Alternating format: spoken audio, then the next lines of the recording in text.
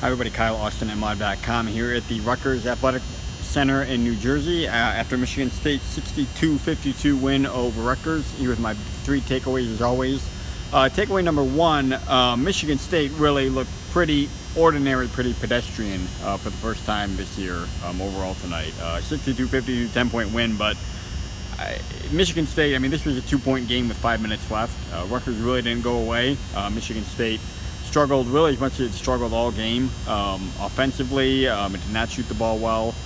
Defensively, is really kind of where it got saved, but did not rebound well. Rutgers matched it on the boards, turned the ball over quite a bit, and really couldn't put away what's been one of the worst teams in the Big Ten the last couple of years. Miles Bridges, ends up with 19 points, but 7 for 17. Joshua Langford shot 6 of 20.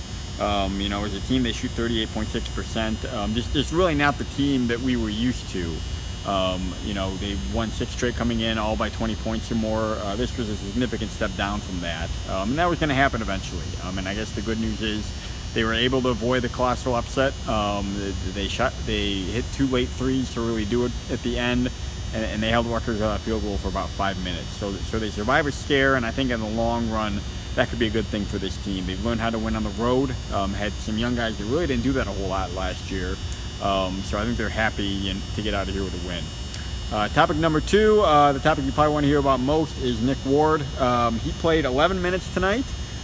He played 1 minute in the second half. And the reason why, a couple things. Tom Izzo said it really started about some defensive concerns with him.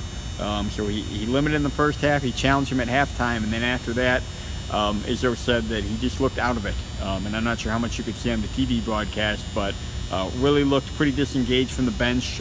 He was not just not good body language. He was not close to the middle of huddles like he was going to go in. He was really not showing much emotion there, and I think for a lot of people that's pretty troubling.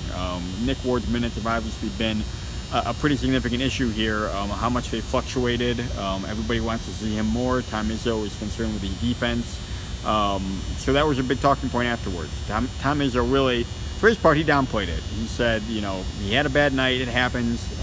It's happened to better players than Nick Ward, and said that it's not a long-term issue. He said he's been happy with Nick Ward overall. This just wasn't his night. Nick Ward, for his part, really kind of defended himself. Me and a couple other reporters asked him what he needs to do to be on the court more, and he said he defended himself. He said, has any big man had a big game against me? Has anybody scored more than 8 points against me? And he really kind of made the point that, this is one game I've been better overall this year.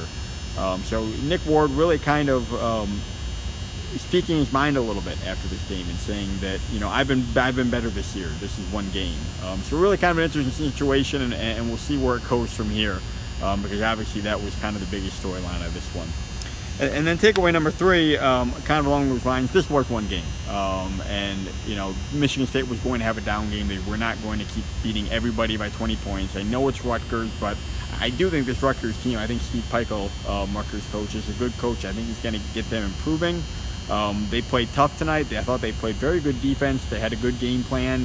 This building, which every other time I've been here has been pretty empty and dead, it was going pretty well. It was a legitimate road environment.